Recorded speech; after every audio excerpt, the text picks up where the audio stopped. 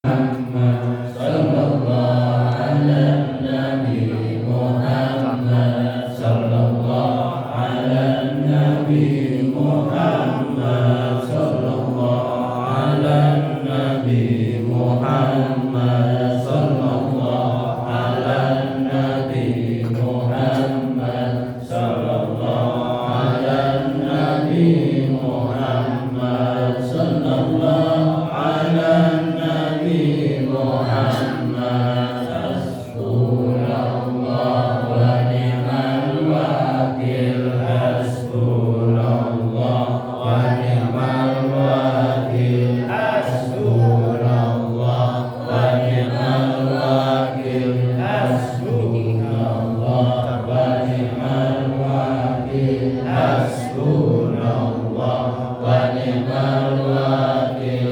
hasbunallah wa ni'mal wakil hasbunallah wa ni'mal wakil hasbunallah wa ni'mal wakil hasbunallah wa ni'mal wakil hasbunallah wa ni'mal wakil hasbunallah wa ni'mal wakil hasbunallah wa ni'mal wakil hasbunallah wa ni'mal wakil hasbunallah wa ni'mal wakil ya latifu ya latif ya latif Allah latif ya latifu ya latif ya latif Allah latif ya latifu ya latif ya latif Allah latif ya latifu ya latif ya latif Allah latif ya latifu ya latif ya latif Allah latif ya latifu ya latif ya latif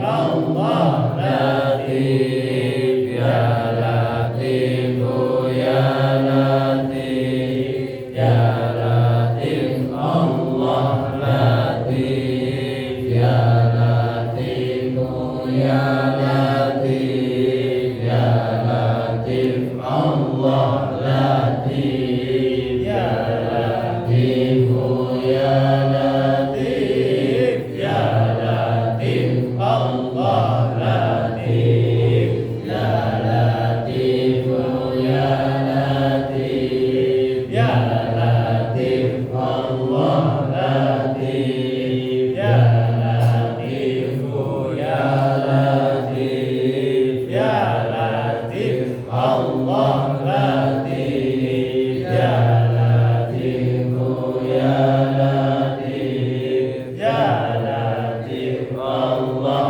latif ya latifu ya latif ya latif Allah latif ya latifu ya latif ya latif Allah latif ya latifu ya latif ya latif Allah latif ya latif bi khalqi ya aliman bi khalqi ya khabiran bi khalqi ultufina ya latif ya alim ya khabir ya latifan bi khalqi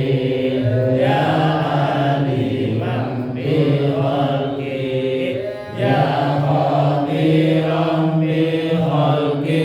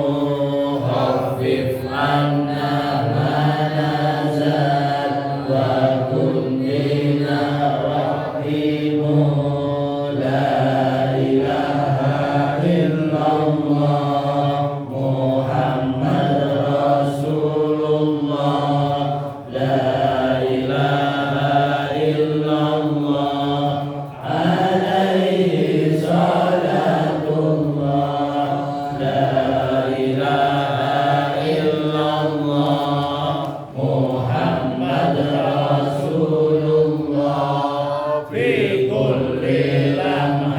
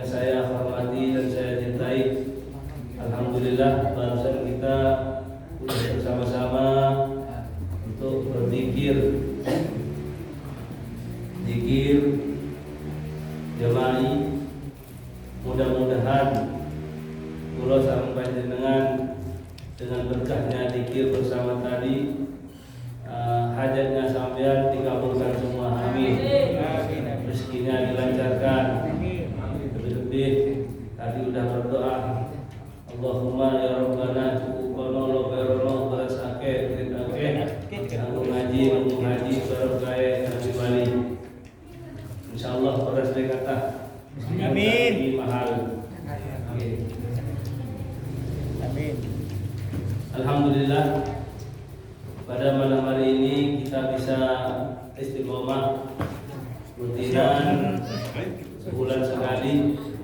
Mudah-mudahan selalu ditambah ilmunya kita. Salawat serta salam kami haturkan kepada junjungan kita Habibuna Muhammad sallallahu alaihi wasallam. Mudah-mudahan kita akan berkumpul bersamanya dan masuk surga bersama beliau. Amin ya rabbal alamin. Bapak-bapak, ibu-ibu, jemaah musalla Baitur Rahman yang saya muliakan, suatu ketika ada seorang yang sangat ganteng, pakai baju putih, bahkan para sahabat tidak mengenalnya. Ja'a rajulun ila Rasulullah sallallahu alaihi wasallam dan yaumin fajalasa ila Rasulullah sallallahu alaihi wasallam fa asnada rukbatayhi ila rukbatayhi, dan dengkulnya dirapatkan sama dengkulnya Rasulullah sallallahu alaihi wasallam saking dekatnya. Fa akhbirni anil Islam, lalu mengabarkan tentang Islam. Mal Islam ya Rasulullah, apakah Islam itu wahai Rasulullah? Al-Islam an ta'budallaha ka'annaka tarahu wa in lam takun tarahu fa innahu yarahu. Al-Islam an tashhadu an la ilaha illallah wa asyhadu anna Muhammadar Rasulullah. Maaf.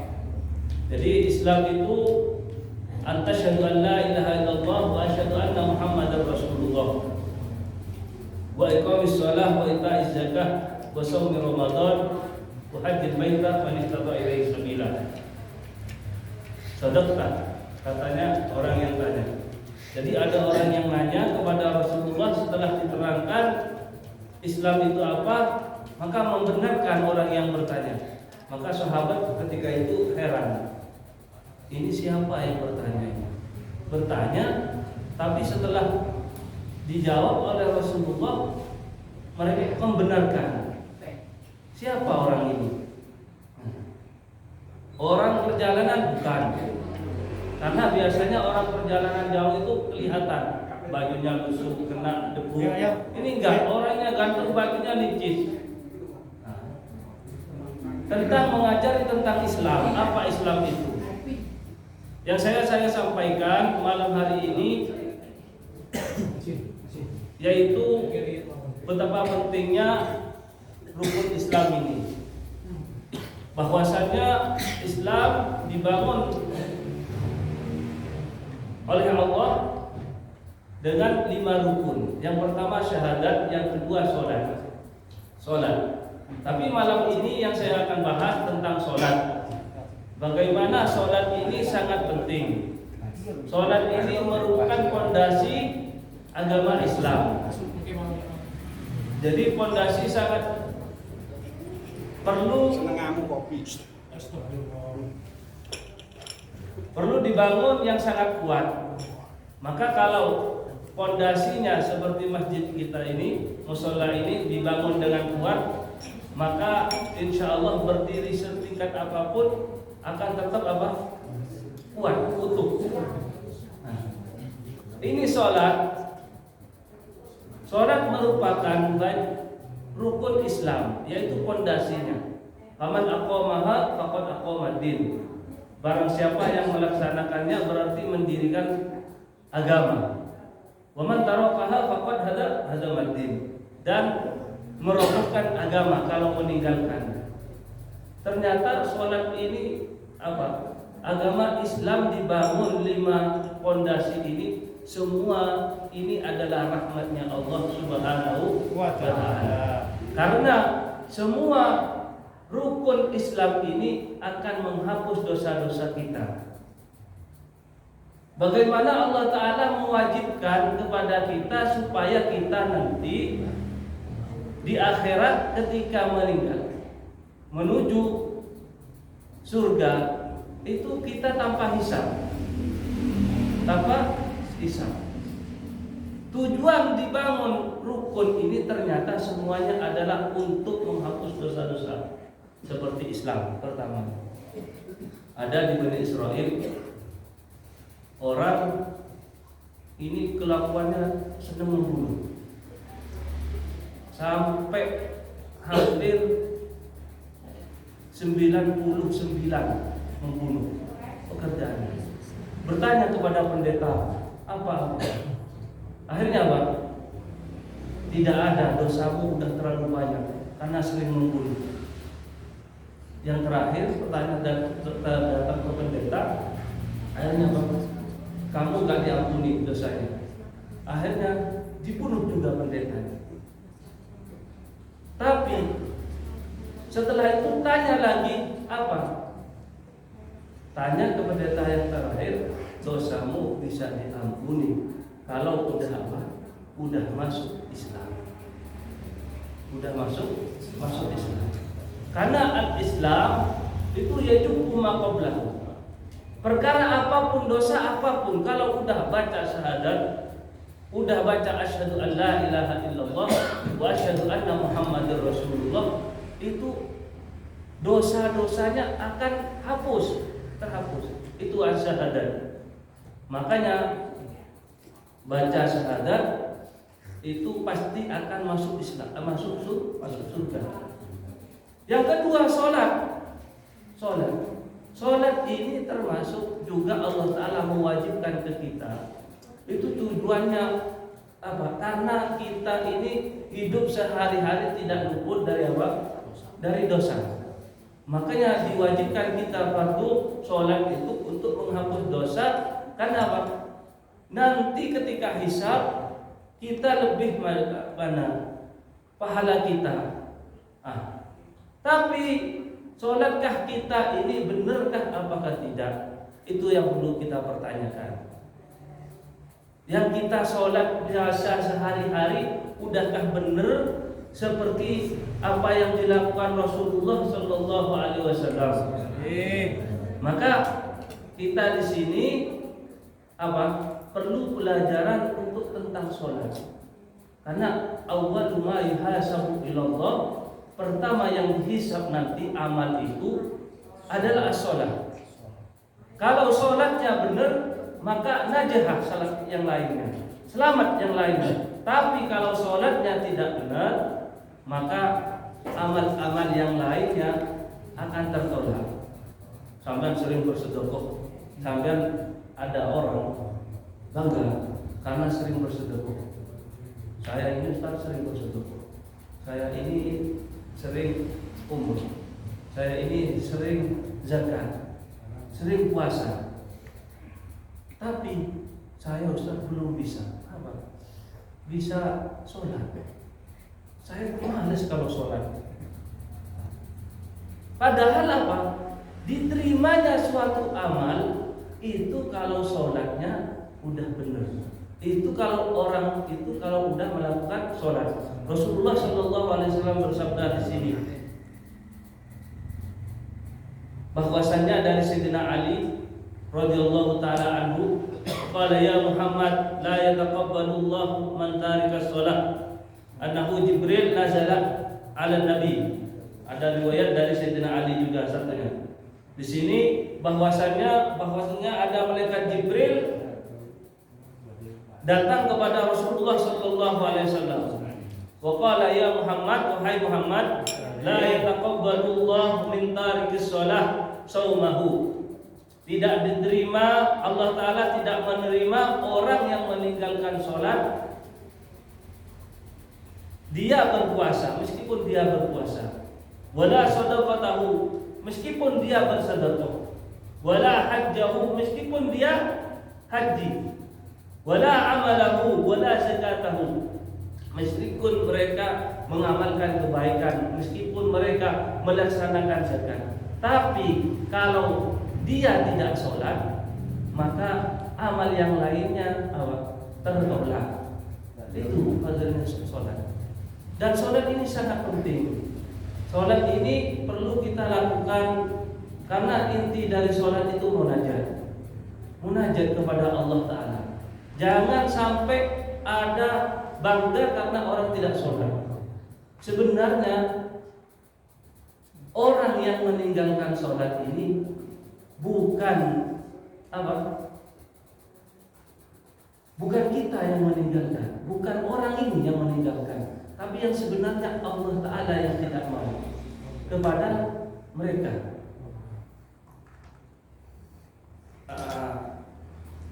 Kelihatannya memang orang yang meninggalkan sholat itu jangan enteng meninggalkan sholat.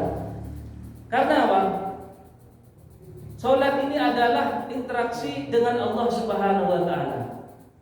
Ada orang banyak melakukan sombong biasa karena tidak sholat. Sebenarnya sholat ini Allah yang tidak menghendaki mereka untuk bermunajat, untuk berinteraksi. Maka jangan sombong karena sholat. Kalau tidak sholat, Allah itu yang gak mau. Maka perlu kita pahami, malam ini saya bawa kitab kajian karangan guru kita Abina Ihya Ulumuddin, bagaimana kita sholat yang sebenar tuntutannya Rasulullah Sallallahu Alaihi Wasallam. Yang saya bahas malam ini bukan sah atau tidaknya, karena ini ada sebuah hadis. Ada sahabat yang sholat di hadapan Rasulullah sampai sholat berulang-ulang. Rasulullah bersabda, "Shallu kama ra'aitumuni usolli." Sholatlah kamu seperti saya sholat. Nah, sedang kita dengan jaraknya Rasulullah Sallallahu Alaihi Wasallam itu berapa tahun? 1400 tahun yang lalu. Tidak mungkin kita melihat Rasulullah sedang sholat, tidak. Nah, tapi dengan pelajaran guru-guru kita, dengan mengaji hadis, maka kita akan paham bagaimana tata caranya Rasulullah Sallallahu Alaihi Wasallam. Nah, di sini kami akan memaparkan bagaimana Rasulullah Sallallahu Alaihi Wasallam kalau ketika sholat. Pertama kita sudah dilakukan, alhamdulillah, seperti tadi. Disunnahkan kalau sholat sebelum masuk sholat berdoa Sallu Allahumma atini afdhala ma tu'ti ibadaka sholihin. Itu yang doa siapa? Yang doa itu ada hadis. Itu hadisnya sahih. Hadis itu namanya asbabul wurud. Ada sebabnya. Kalau hadis. Kalau Al-Quran namanya asbabun nuzul. Sebabnya terjadinya hadis seperti itu yang didoakan oleh para sahabat. Jadi ketika Rasulullah mau bertakbir Allahu Akbar, ternyata ada makmum sahabat doa Allahumma atini afdhala ma tu'ti ibadaka sholihin. Artinya Allahumma ya Allah atini, berikanlah kepadaku atini afdhala ma tu'ti, seperti kau paling afdalnya yang kau berikan. Allahumma atini afdhala ma tu'ti ibadaka sholihin, seperti orang yang soleh, ibadahnya orang soleh. Maka Rasulullah Sallallahu Alaihi Wasallam ketika selesai sholat, Assalamualaikum, langsung kalian. Siapa tadi yang mengucapkan Allahumma atini afdhala ma tu'ti ibadaka sholihin? Sahabat takut, karena ini bukan yang belum pernah Rasulullah mengajarkan. Tapi kok sahabat berdoa seperti itu?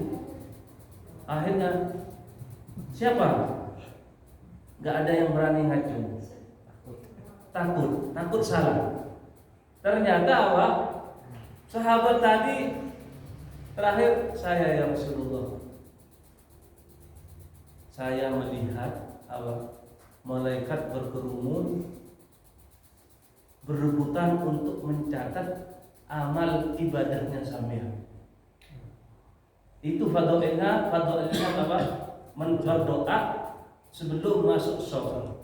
Jadi Rasulullah mengikrarkannya, menyetujui kelakuan sahabat tadi. Jadi kalau berdoa seperti itu, doanya sampean sebelum sholat udah dicatat apa? Ibadahnya seperti orang sholat. Bahkan bukan hanya satu malaikat, ribuan malaikat mencatat, ribuan berebutan.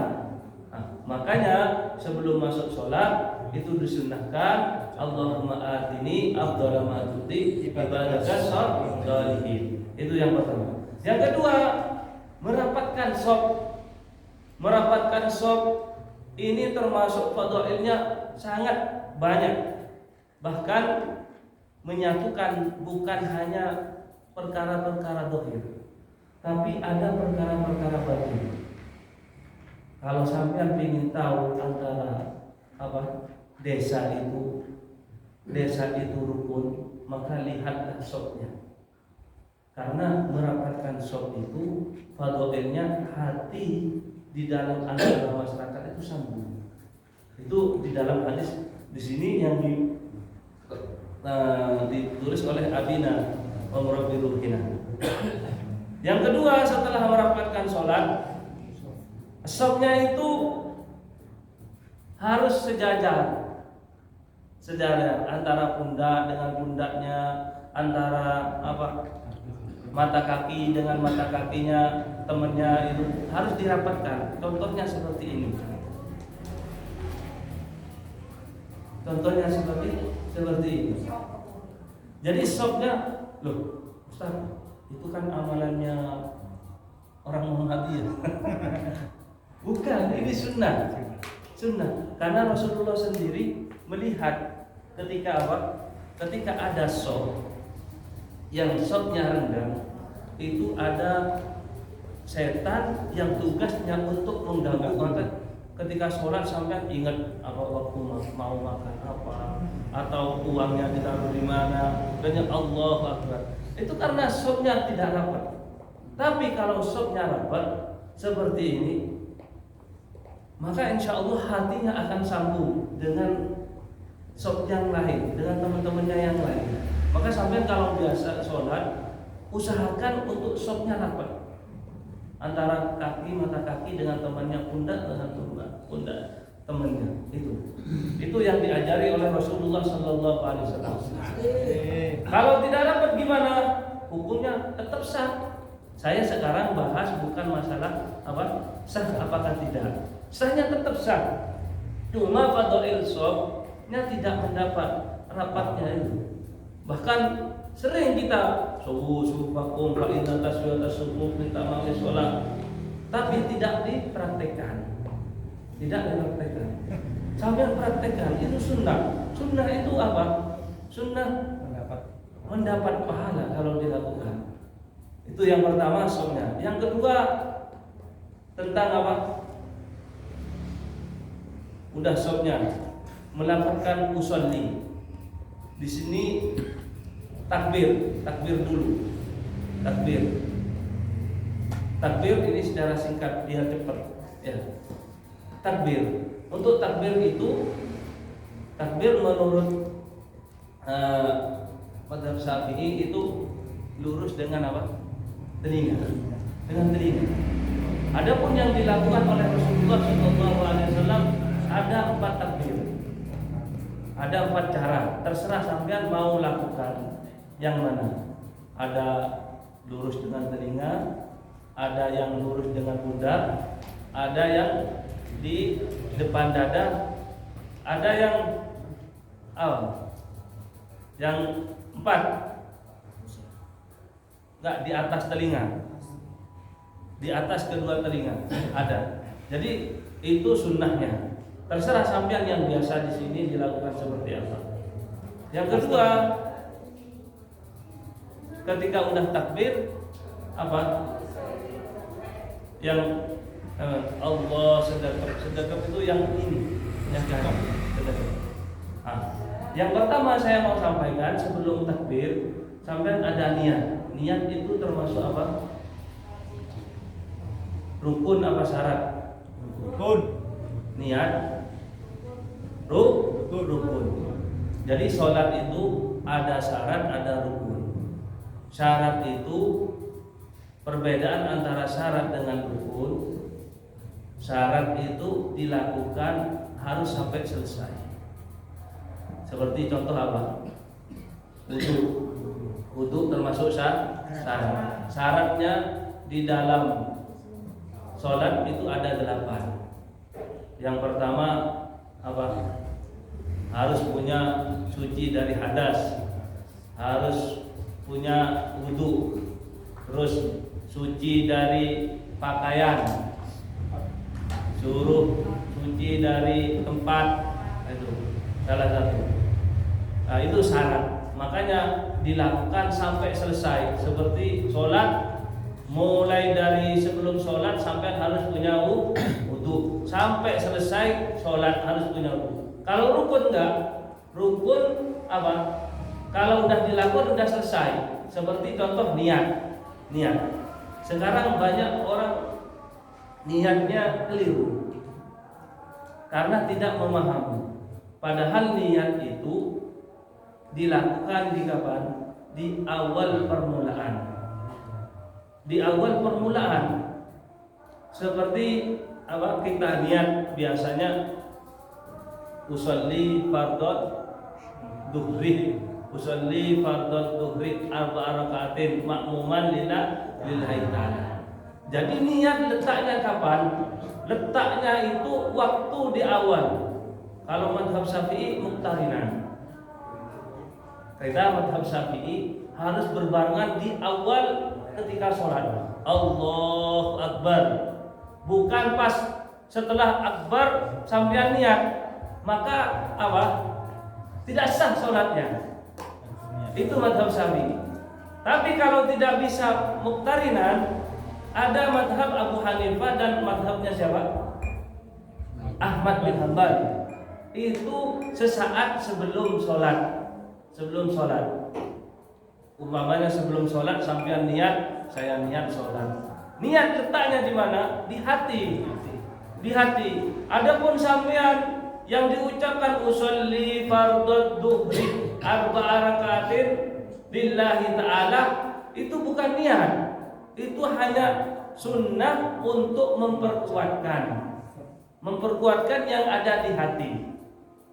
Niatnya kapan? Ketika sampean takbir diucapkan di hati. Kalau sampean hanya mengucapkan usolli fardhu duhri lillahi ta'ala, maka apa? Itu tidak sah sholatnya. Tidak sah. Terus niat itu harus sampai paling tidak kalau sholat zuhur yang ditentukan apa? 3. Pertama qasdul fi'li. Apa qasdul fi'li? Meniat sengaja sampai niat sholat. Itu. Kalau sholat fardu niatnya yang dilakukan niat di dalam hati itu syaratnya ada 3. Pertama qasdul fi'li, yang kedua apa? Ta'yin, menentukan apakah sholat sampai sholat zuhur, apakah sholat asar. Yang ketiga apa? Fardiyah. Jadi ini harus ditentukan. Sampai jangan asal-asalan sholat. Takut apa? Karena ini bedanya majlisus sa'ah khairun min alfi rakaah. Ngaji itu hanya 1 jam lebih baik dari sholat berapa? Sholat 1000 rakaat. Ngaji 1 jam. Karena apa? Dengan ngaji sampean tahu apakah sampean yang dilakukan sholat fardunya, sholat kewajiban 5 waktu itu, apakah seperti ini, apakah tidak? Pertama harus niat. Saya bahas ini karena sangat penting. Kemarin ngaji pas sudah sholat, kapan saya mau sampaikan di Baitur Rahman biar nanti tentang sholat.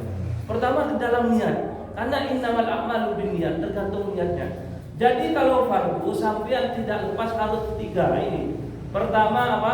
Qasdul fi'li, harus ada tujuan sampean lagi sholat. Bahasa Indonesianya saya niat sholat. Yang kedua at-ta'yin, menentukan sampean sholat duhur. Sampean enggak hanya usolli fardhon lillahi ta'ala. Sah apakah tidak? Tidak. Karena kenapa? Karena takyinnya tidak disebutkan. Ini duhur, apakah asar, apakah maghrib, apakah subuh. harus itu diucapkan. Yang ketiga apa? Fardu. Harus diucapkan fardu. Apakah fardu, apakah tidak? Beda dengan sunnah. Kalau sunnah hanya dua. Apa? Qasdul fi'li, hanya menentukan pekerjaan sholat. Yang kedua apa? Ta'yin. Ta'yin apa? Ta'yin itu menentukan apakah itu sholat sunnah qabla zuhur atau sholat sunnah ba'da zuhur, qabliyah atau ba'diyah. Kalau sholat sunnah rawatib atau sholat sunnah apa? Sholat sunnah tarawih juga. Ada sholat sunnah lagi witir. Ada sholat sunnah lagi karena ada sebab gerhana matahari atau gerhana bulan. Itu baru ditentukan. Yang sholat sunnah yang tidak ditentukan seperti sholat sunnah mutlak itu enggak ditentukan. Sampai sholat usolli lillahi ta'ala udah cukup. Kalau sholat jenazah gimana? Sholat jenazah sama, harus ditentukan. Sama nanti sholat jenazah harus ditentukan. Beda dengan sholat apa? Sholat sunnah mutlak. Kalau sholat sunnah mutlak boleh, itu dalam usolli. Nah ini perlu dapat pahami usollinya dalam lafaz usolli. Yang kedua setelah sholat usolli sebelum takbir ya. Sebelum takbir atau pas waktu ketika takbir. Karena banyak kalau dilakukan seperti mazhab Syafi'i kita nggak bisa. Sering. Karena Imam Syafi'i, mazhab Syafi'i sampai yang ikuti itu harus muqtarinan. Allahu Akbar. Kayaknya belum tadi. Allahu Akbar sampai Allahu Akbar. Nggak jadi imam. Nggak jadi sholat akhirnya. Padahal dia imam. Dulu ada santri di Abu Ya di Mekah. Temen ini was-was orangnya. Was-was. Kalau sholat itu nggak selesai usollinya. Nah, di sana itu kalau santri itu yang ngimami. Abu yang lagi makmum. Abu yang Muhammad lagi makmum. Allahu Akbar, ini masuk apa enggak? Ulang lagi. Allahu Akbar. Sampai lebih dari 3 kali. Abu yang enggak tergetar, ditendang sampai kepalanya kena tembok. Besoknya suruh ngimami lagi, udah Allahu Akbar. Takut kena tendang lagi. Hilang was-wasnya. Jadi sampean kalau tidak bisa, ada sebagian mazhab namanya tarjih, pindah mazhab itu boleh. Tapi jangan diambil enteng-entengnya. Karena ahlu sunnah wal jamaah itu apa? Makanya ahlu sunnah wal jamaah fikihnya pakai fikih siapa? 4 mazhab yang diambil. Cuma jangan diambil semuanya. Maksudnya ketika satu pekerjaan melakukan bukan pas 4 mazhab diambil, enggak. Ambil satu, umpamanya seperti lagi sholat. Kalau saya sholat niatnya nggak bisa pakai mazhab Syafi'i, maka kita pindah ke mazhab Abu Hanifah atau Ahmad bin Hanbal. Seperti dalam keadaan darurat juga, seperti kemarin Abah Taufik Abah Kholik itu kalau tawaf, kalau nggak pindah mazhab nggak bisa, tawafnya pulang. Padahal kalau mazhab Syafi'i tawaf kan wajib wudu. Kalau tawaf kita berdesak-desakan sama perempuan, apalagi takut istrinya hilang. Istrinya ditaruh di depannya, dipegang begini, sering dipegang. Kalau nggak dipegang hilang. Kalau hilang 1 meter saja udah nggak ketemu, jauh. Maka kita seperti itu, kita pindah mazhab. Yang penting sampean tahu ilmunya. Seperti takbir itu ada 4, bukan pas 4 dipakai semua namanya. Takbir tadi Allahu Akbar, ini mazhab Syafi'i. Allahu Akbar Maliki, ini biasanya Maliki. Allahu Akbar, jangan pas Allahu Akbar, Allahu Akbar, Allahu Akbar, Allahu Akbar. Itu yang nggak boleh, nggak boleh. Yang pertama takbir. Terus setelah itu apa? Hah? Bersedekap. Bersedekap caranya yang kanan. Di sunnahnya bersedekap. Untuk menaruh letaknya ini banyak riwayatnya. Jadi sampai kalau seperti Abah Khalid ini udah pernah, teman-teman yang udah pernah ke Mekah itu maka akan tahu perbedaan setelah takbir bersedekap. Ada yang melepas, ada Abah Khalid pernah ngelihat sampai. Ada yang melepas. Itu mazhab Maliki. Mazhab Maliki sunnahnya setelah Allahu Akbar tangannya jangan dilepas, diseluncurkan begini. Jangan sampai nanti karena ketidaktahuan, oh ini orang ini sesat, ini orang sesat, sholatnya kok beda dengan saya. Nah, itu dilepas, itu Rasulullah pernah melakukan. Ada yang di dada, ada yang di atas dada, ada yang mazhab Syafi'i apa? Di pusar, di bawah pusar. Itu mazhab. Tapi yang kita lakukan sering di apa? Di dada, di dada. Ada yang di atas dada sini. Oh musim dingin enak ini. Kalau musim dingin. Jadi sampean ngambil adahnya suatu kaum kalau udah biasa di sini, udah bersedekap gini, ya udah ambil ini. Cara bersedekap. Setelah bersedekap apa? Ini waktunya. Pinginnya saya sampaikan sekali pertemuan hatam. Sambung. Ini setelah habis itu setelah bersedekap kita doa iftitah. Lah doa iftitah ini ternyata banyak riwayat. Ini yang malam ini pertemuan diakhiri dengan doa iftitah. Iftitah doa iftitah itu hukumnya apa? Hukumnya sunnah. Hukumnya sunnah. Jadi iftitah. Adapun doanya iftitah itu banyak. Paling sedikitnya Allahu Akbar kabira walhamdulillahi katsira wa subhanallahi bukratan wa asila. Itu doa iftitah paling pendek.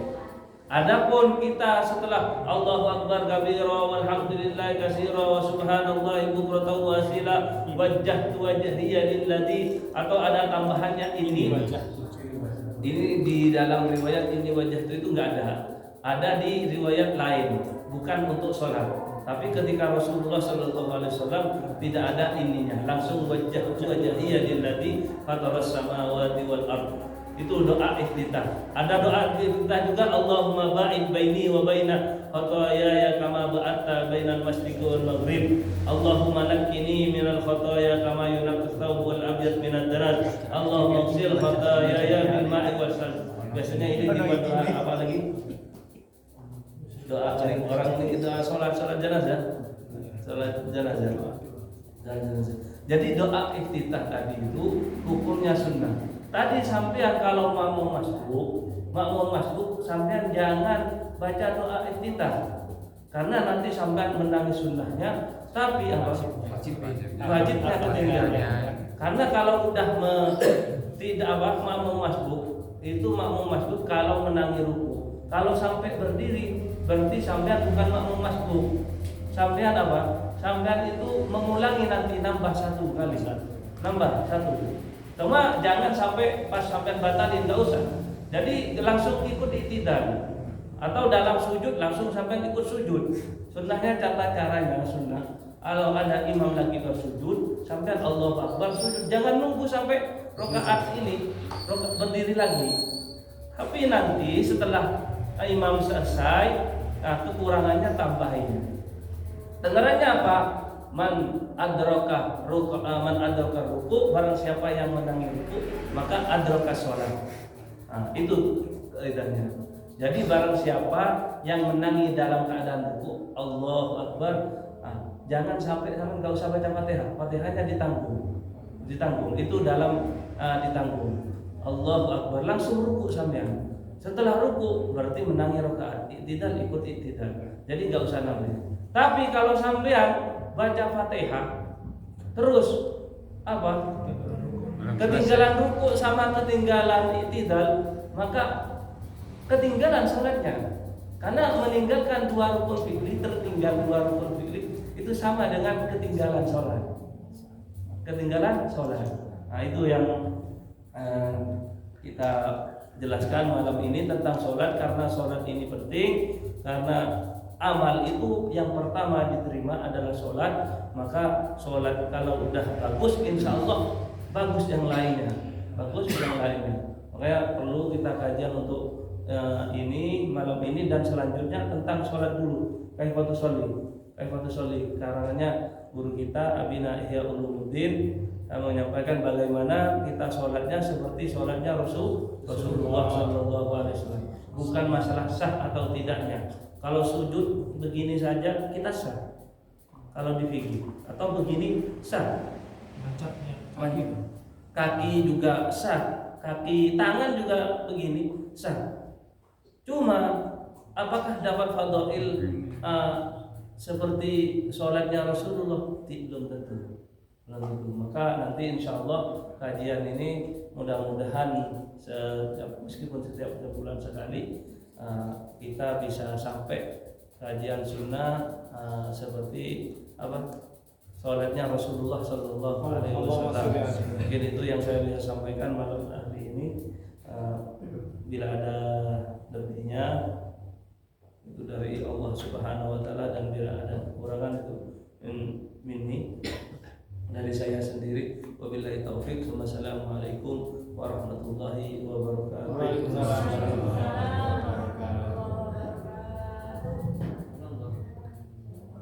Ada pertanyaan? Sudah ditutup. Sebelum tutup tadi bisa ada. Sudah ditutup salam dengan kayak ada banget. Makanya itu sudah saya mau tanya. Satu yang dari laki-laki. Saya makanya mau nanya, ini kok biasanya pada saat sholat itu waktu duhur sama asar, Iya. itu kan enggak diucapkan dengan imamnya Ikhlas. itu yang pertama. Yang kedua adalah pada saat biasa sendiri sama teman saya yang imami, saya di belakangnya sama teman. Pada saat itu maghrib keliru mau 4 rakaat, baru tabas sama teman saya turun. Itu bagaimana sah atau enggak? Sampai dipukul gini baru tolak. Nah terus ini yang belakang tapi kalau enggak lagi mau diulangi malu keliru dan kita suka sama-sama suka sebenarnya ini sah atau bagaimana? Sampai dipukul gini keliru baru tolak gini langsung ketawa. Ini bagaimana? Pertanyaan pertama tadi tentang apa? Kenapa sholat zuhur dan asar tidak dibaca keras? Siri. Jadi ini ada pertanyaan. Kenapa kalau sholat zuhur dan asar itu Fatihahnya kok nggak dibaca keras? Pertama kan syiarnya Allah Ta'ala, sesuatu kebaikan harus disiarkan, harus ditampakkan. Sedangkan siang itu meskipun tidak berteriak, suara tidak dikeraskan, itu kelihatan. Intinya dari situ. Itu rahasia. Tapi jawabannya yang sebenarnya itu semua Allah Ta'ala yang tahu. Allah Ta'ala. Cuma kalau dari kenapa kalau siang kok malahan tidak dikeraskan, kalau malam dikeraskan, tujuannya untuk mensiarkannya agamanya Allah Ta'ala. Kalau udah siang, sholat itu udah kelihatan. Tapi kalau malam, kenapa kok dikeraskan? Karena banyak kan kalau malam orang tidur. Makanya subuh, maghrib, waktunya orang-orang udah capek-capeknya, makanya dikeraskan. Yang kedua itu rahasianya Allah Ta'ala. Yang kedua, jadi kenapa kok dikeraskan atau tidak? Itu yang masalah tadi yang sholat. Yang kedua udah lebih apa? Rokaatnya sudah sempurna. Rokaatnya sudah sempurna, tapi imamnya masih menambah. Iya. Maka untuk mengingatkannya di dalam sholat itu tidak boleh sampai memukul. Karena kalau udah ada tata caranya untuk mengingatkan. Kalau khusus laki-laki biasanya baca subhanallah. Nah, kalau perempuan pakai ditepuk. Nah, ditepuk. Tapi kalau udah diingatkan subhanallah, maka sampean ada dua cara. Yang pertama, jangan sampai sampean subhanallah geret bangun. Itu bangun semuanya batal akhirnya batal. Kenapa? Sampean udah yang penting mengingatkan. Tapi kalau udah mengingatkan masih tetap, mungkin imamnya ini masih apa? Ada kaidah al-yakin la yazal bisyak. Jadi imamnya ini masih, saya ini sholat 3 atau 4. Maka yang ragu kan 4 ya. Yang yakin berapa? 3. Maka yang diambil yang yakin. Nah, berarti 3. Kalau udah 3, berarti kurang 1. Kalau salat duhur kurang 1, maka tetap tambahin. Lah sampean mengingatkan udah yakin berapa? Udah yakin 4. Maka sampean kalau seperti itu, kalau udah diingetin subhanallah, maka lebih baik nunggu. Atau niat mufaraqah. Pisah. Di dalam niat harus niat, tapi niat dari imam. Baru setelah itu assalamualaikum. Kalau enggak niat mufaraqah sampai langsung assalamualaikum sama saja batal. Ya kalau yang dilakukan tadi sampai geret bangun itu di luar sholat namanya, akhirnya batal. Memang harusnya kita itu 3 gerakan begini, itu 3 jari batal, seperti garuk-garuk ini, garuk sampai 5, ini 5, itu batal. Cuma kalau satu gini berulang-ulang tidak batal, madhab kita. Kalau madhab yang lainnya menurut urufnya, menurut kebiasaannya, ini dihitung terlalu banyak apakah tidak, maka itu paham gitu. Itu.